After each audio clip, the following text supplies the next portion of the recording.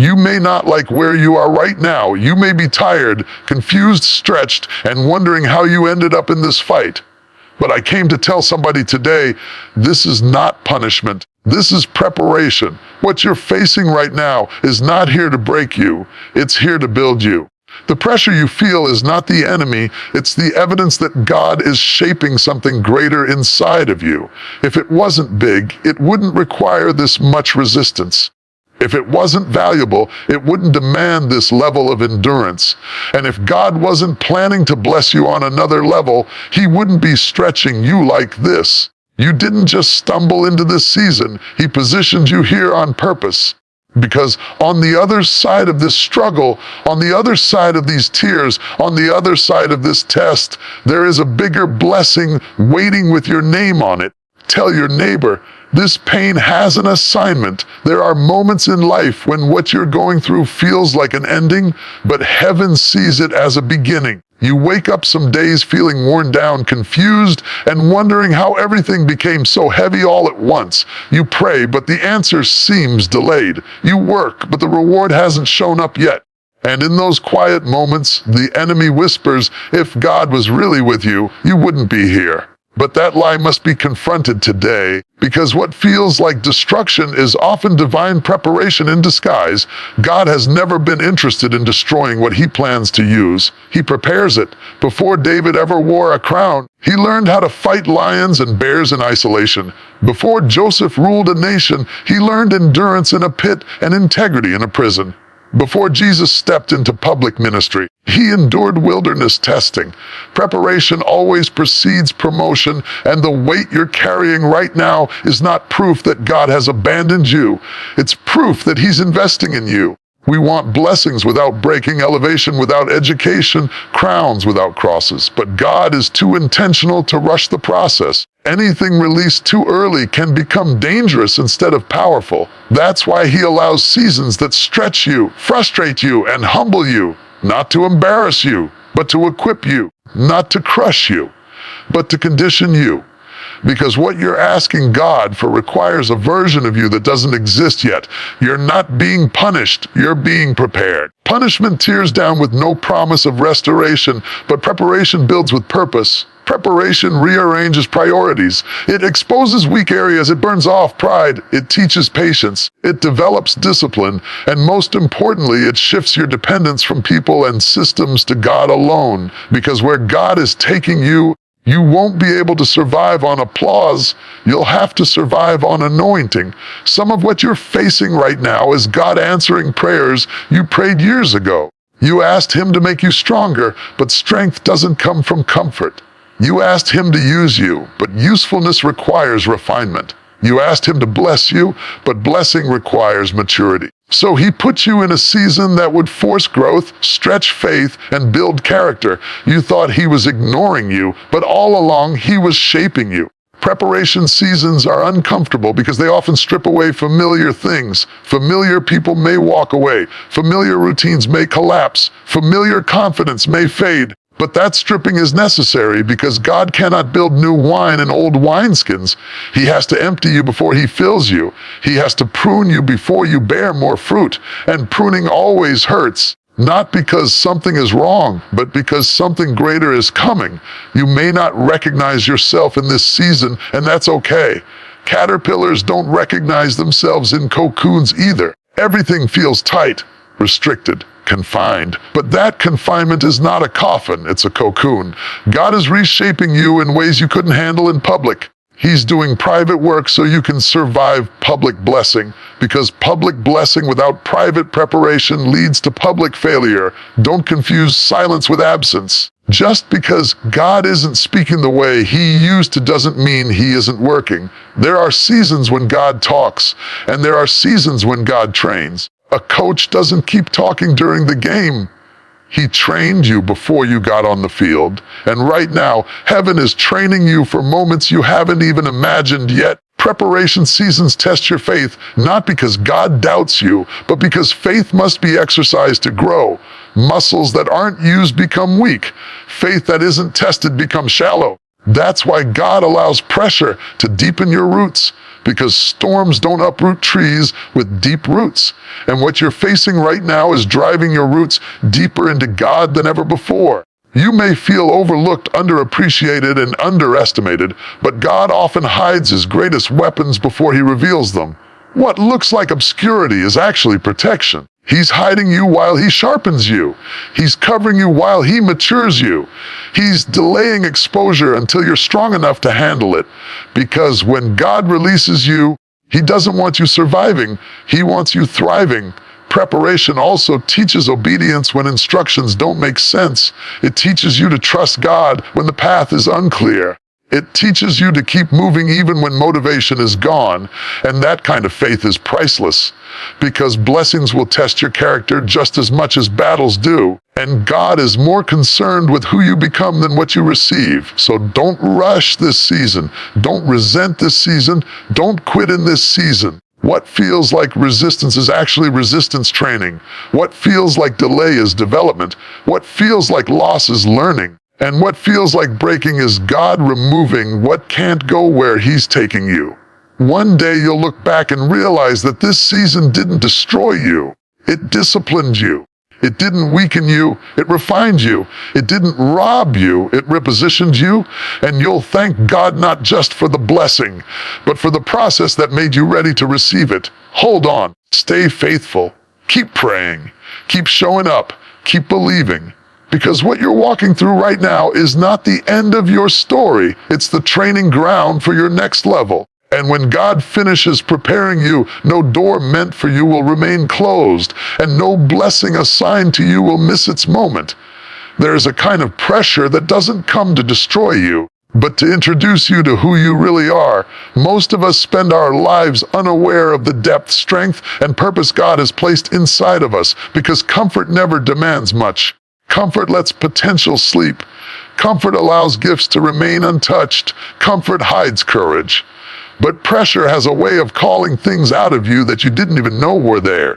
Pressure is not God being cruel. It is God being intentional. He knows what he placed inside of you, even when you don't. He knows the calling, the capacity, and the destiny attached to your life. And because he knows what you're carrying, he allows pressure to reveal it. You don't discover strength when everything is easy. You discover it when you're forced to keep going, even though you want to quit. Think about how diamonds are formed. They don't come from calm environments. They come from intense pressure over time. What makes a diamond valuable is the very thing that once threatened to crush it. In the same way, what you're going through right now is not proof that you're weak. It's proof that there is something valuable inside of you worth developing. God does not apply unnecessary pressure. If the pressure is heavy, it's because the purpose is weighty. Pressure exposes what's inside you. When life squeezes you, whatever is truly in you comes out. That's why seasons of pressure are also seasons of revelation. They reveal your faith, your fears, your resilience, and your reliance on God. They show you where you've been strong and where you've been shallow, not to shame you, but to shape you. God doesn't reveal weakness to condemn you. He reveals it so he can strengthen you. Some of the gifts you carry would never surface without pressure. Leadership is revealed in crisis. Faith is revealed in uncertainty.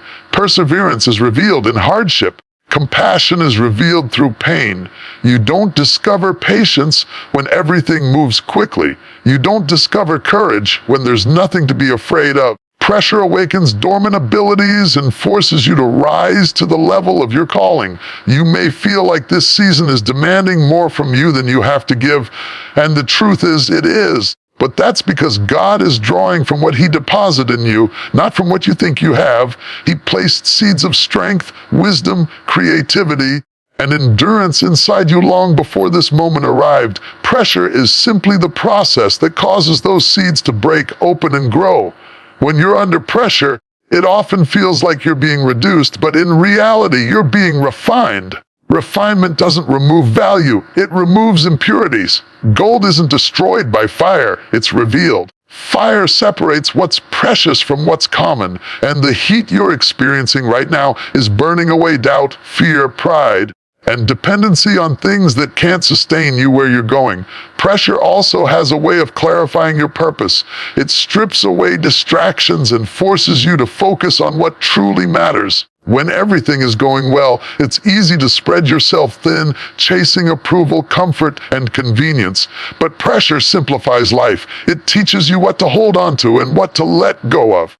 It aligns your heart with God's priorities and sharpens your sense of direction. Many people walk away from pressure too early, not realizing they are moments away from breakthrough. They assume the pressure means something is wrong, when in fact it means something is being activated. The enemy wants you to quit under pressure because he knows what will be revealed if you endure it. He understands that pressure doesn't create greatness, it exposes it. There are things God trusts you with now that he wouldn't have trusted the earlier version of you with. That's because pressure has matured you. It has taught you humility. It has taught you patience.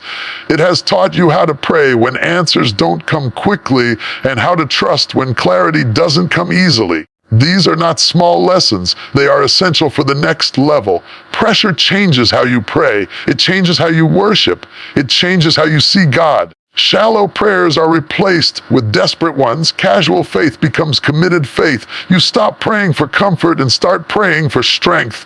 And in that shift, your relationship with God deepens. Pressure introduces you to God not just as a blessing giver, but as a sustainer, a keeper, and a refuge. You may not like the pressure, but one day you'll appreciate what it produced. You'll realize that the pressure forced you to grow in ways you never would have chosen on your own. It taught you discipline. It sharpened your discernment. It gave you authority you didn't have before. And most importantly, it revealed a version of you that was always there, waiting to be awakened. Pressure does not mean you are failing. It means you are being forged. It means God is shaping you for something that requires strength, depth, and endurance. He is expanding your capacity so you can carry what He's about to release into your life. Without this process, the blessing would overwhelm you. But because of this process, you'll be able to steward it well. So don't run from the pressure. Don't curse the pressure. Learn from it. Lean into God through it. Let it do its work. Because when the pressure lifts, and you won't be the same person you were before. You'll be stronger, wiser, more grounded, more anointed. And you'll look back and realize that the pressure didn't break you. It revealed you. There are seasons when waiting feels heavier than working. You're doing everything you know how to do, yet the answer hasn't come, the door hasn't opened, and the promise hasn't manifested. In those moments, delay can feel like rejection, like God has forgotten your name or changed His mind. But delay is not denial. Delay is development, and development is proof that God is still actively involved in your story. God is never late, and He is never careless. When something is delayed, it's not because God lacks power to move quickly. It's because He values timing over speed. We rush because we're anxious. God waits because He's accurate. What you want right now may be good, but what God is preparing you for requires precision, maturity, and alignment that only time can produce. Delay develops patience, and patience is not passive. Patience is strength under control. It is the ability to trust God's process even when you don't understand His pace. Anyone can praise God when prayers are answered quickly. But it takes depth to praise Him while you're still waiting. That kind of faith doesn't come overnight. It is developed through delay. In delay, God works on your character before He changes your circumstances. He knows that if He gives you the blessing too soon, it could destroy you instead of elevate you. Some blessings carry weight, financial weight, relational weight, influence weight, responsibility weight. Without development, the very thing you prayed for could crush you. So God delays, not to frustrate you, but to fortify you. Delay also reveals your motives. When things don't happen on your timeline, it forces you to ask yourself why you want what you want. Is it for validation, comfort, or control? Or is it for purpose, obedience, and impact? God uses waiting seasons to purify desire. He removes selfish ambition and replaces it with surrendered intention.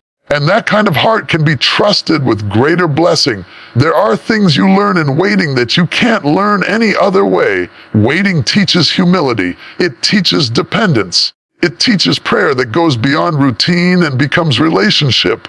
When you're delayed, you stop leaning on your own strength and start leaning fully on God. And that shift is essential because where God is taking you, self-reliance won't be enough. Delay develops discernment. It teaches you how to recognize God's voice over the noise of urgency.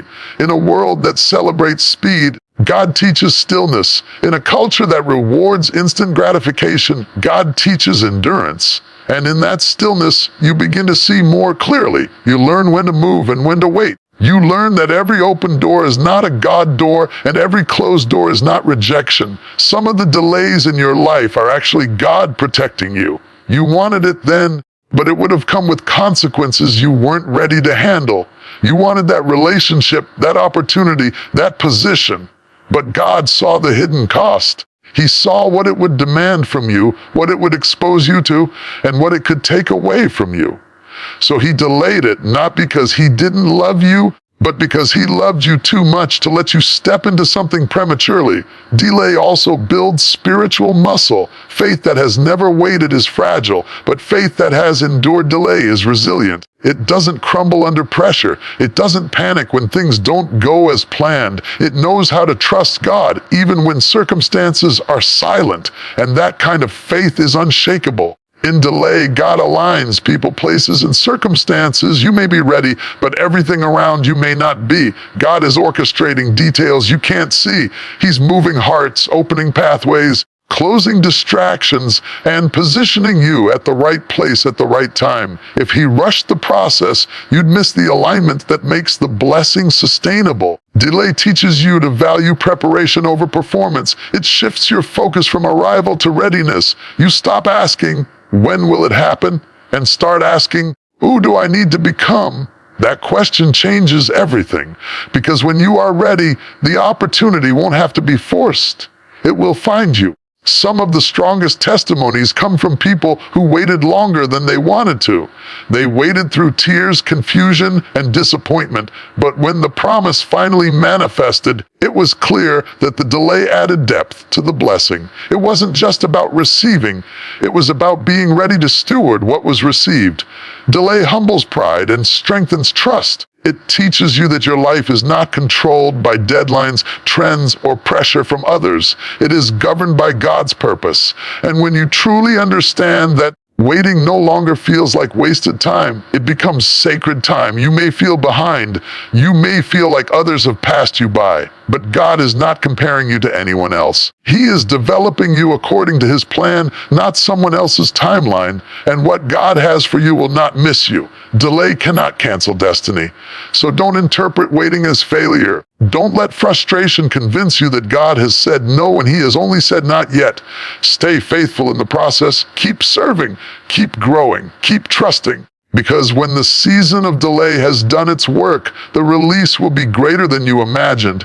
And when it comes, you'll realize that nothing was wasted. Every delay was development, and every moment of waiting was preparing you for exactly what God promised. There are moments when adversity shows up uninvited, unwelcome, and unexpected. It disrupts your plans, challenges your faith, and forces you into situations you never asked for. In those moments, it's easy to assume something has gone wrong. But adversity is often not an interruption to God's plan. It is the method God uses to qualify you for greater blessings. What feels like opposition is often divine preparation wearing uncomfortable clothing. God does not promote people who are unprepared for the weight of what they are asking for. Blessings are not just gifts, they are responsibilities. Influence is a responsibility. Increase is a responsibility. Favor is a responsibility. And before God releases greater blessing, he ensures that you can handle the responsibility without losing your character, your faith, or your dependence on him. Adversity becomes the training ground where qualification takes place. Adversity qualifies you by testing your obedience when conditions are unfavorable. It's easy to obey God when doors are open and resources are flowing. But when things are tight, When prayers feel unanswered and when the road is uphill, obedience becomes costly. That's when faith is proven. God looks for people who will obey Him even when it doesn't benefit them immediately, because those are the people He can trust with long-term blessing. Hardship also qualifies you by refining your humility. Success has a way of inflating ego if humility has not already been established. Adversity keeps you grounded. It reminds you that you didn't get where you are by your own strength alone. It teaches you to give God credit, not just lip service. And when humility is deeply rooted, blessing can grow without corrupting the heart. Many people want elevation without examination, but God examines before He elevates. He allows adversity to expose motives, attitudes, and hidden weaknesses, not to embarrass you, but to heal and strengthen you. What is exposed can be corrected. What is corrected can be trusted. And what can be trusted can be promoted. Adversity becomes the mirror that shows you who you really are before God shows the world who you are becoming. Adversity also develops endurance, and endurance is essential for sustained blessing. Temporary strength can get you started, but only endurance keeps you standing. God is not just interested in giving you something. He wants you to keep it. He wants you to survive success. And endurance is built in seasons where quitting seems easier than continuing. Every time you choose faith over frustration, endurance grows stronger. There are lessons learned in adversity that comfort could never teach.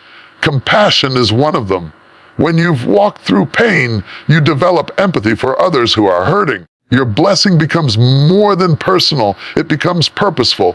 God often qualifies people for greater impact by allowing them to experience struggle so that when they rise, they lift others with understanding instead of judgment. Adversity strips away false confidence and replaces it with God confidence. You learn quickly that talent alone is not enough. Connections alone are not enough. Experience alone is not enough. You need God. And that realization is powerful because blessings can become dangerous when they are built on self-reliance instead of surrender.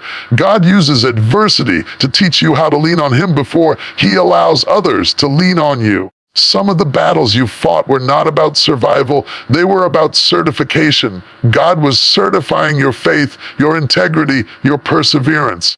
He was proving to you what heaven already knew, that you are capable of more than you thought. Adversity becomes the evidence that you are qualified for greater responsibility, greater influence, and greater blessing. Adversity also sharpens discernment. When life gets difficult, you become more aware of what truly matters. You stop chasing everything and start choosing wisely. You recognize distractions more easily. You hear God's voice more clearly. That clarity is essential because greater blessing comes with more choices, more pressure, and more opportunity for compromise. Discernment developed in adversity protects you in abundance.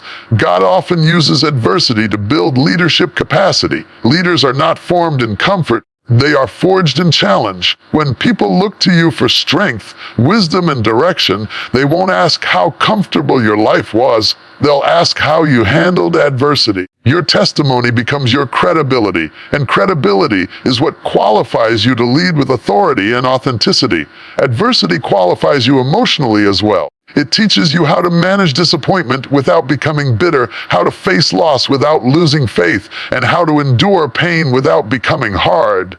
Emotional maturity is essential for blessing because unmanaged emotions can sabotage even God-given opportunities. Through adversity, God teaches you how to remain stable when life is unstable. It's important to understand that adversity is not permanent, but its impact can be lasting. The season will pass, but the strength, wisdom, and maturity it produces will remain. God is not wasting your pain. He is using it as proof that you are ready for more, ready to carry more, ready to steward more, ready to bless others from a place of depth instead of hype. One day, you'll look back and realize that what felt like God holding you back was actually God qualifying you. He was preparing you to receive blessing without losing balance, success without losing soul, and increase without losing intimacy with Him. Adversity was not the enemy, it was the instructor. So don't curse the struggle. Don't despise the difficulty. Don't quit in the middle of the process. The adversity you are facing right now is shaping you into someone who can handle what you once only dreamed about. And when the blessing comes, You won't just receive it, you'll be ready for it. There are moments in life when survival itself becomes a testimony. You didn't think you would make it through that season. You didn't think your faith would hold, your heart would heal, or your strength would last. Yet here you are, still standing, still breathing, still believing. What you survived was not random, and it was not wasted. Every battle you endured, every tear you cried, and every night you held on by faith alone was positioning you for what God intends to release next. Survival is not just about making it through pain, it's about being shaped by it. What tried to destroy you actually disciplined you. It taught you endurance. It taught you discernment. It taught you how to trust God when nothing made sense. And those lessons matter because blessings don't just require desire, they require readiness. What you survive today becomes the evidence that you are capable of handling what's coming tomorrow. Many people want the reward without the resistance, but resistance is what reveals capacity. You don't know how strong you are until you have no choice but to be strong. You don't know how deep your faith runs until shallow faith is no longer enough. The storms you survived stretched you beyond your comfort zone and into your calling. They forced growth that comfort never could. Surviving hardship changes the way you carry yourself. You become less impressed by appearances and more anchored in substance. You stop chasing validation and start valuing purpose. You learn that applause fades, but character sustains. That shift in perspective is critical because what God is preparing to give you will require stability, not hype. It will require wisdom, not impulse. And survival builds that foundation. Every trial you survived sharpened your discernment. You learned who was truly for you and who was only present for a season. You learned when to speak and when to stay silent. You learned how to listen for God's voice instead of reacting to every opinion around you. That discernment is a gift, and it will protect you when doors start opening and opportunities increase. Survival also produces gratitude. When you've been through the fire, you don't take blessings lightly. You value peace. You appreciate provision. You honor relationships differently. That gratitude keeps you grounded when success comes because you remember where God brought you from. And a grounded heart can be trusted with elevation. What you survived built spiritual authority. Authority doesn't come from titles or platforms. It comes from endurance. When you've walked through darkness and still chosen faith, your words carry weight. Your prayers carry power. Your testimony carries truth. People listen differently when they know you've lived what you speak. Survival qualifies you to speak into places that theory never could. There are things God will only entrust to those who have survived adversity. Compassion is one of them. When you've felt pain, you learn how to love people through theirs. Your blessing becomes bigger than you. It becomes a tool for healing, encouragement, and restoration. God often positions survivors as vessels of hope because they know what it feels like to need it. Surviving also taught you boundaries. You learned what drains you and what strengthens you. You learned when to say yes and when to say no. That wisdom is essential because future blessings will come with increased demands on your time, energy, and emotions.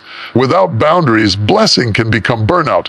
But because you survived, you now know how to protect what God gives you. What you survived refined your faith. It stripped away shallow belief and replaced it with trust that doesn't depend on circumstances. You learned that God is faithful even when outcomes are uncertain. You learned that His presence matters more than His timing. That kind of faith can withstand pressure, delay, and responsibility. It's the kind of faith that sustains blessing. Survival also revealed resilience. You got knocked down, but you didn't stay down.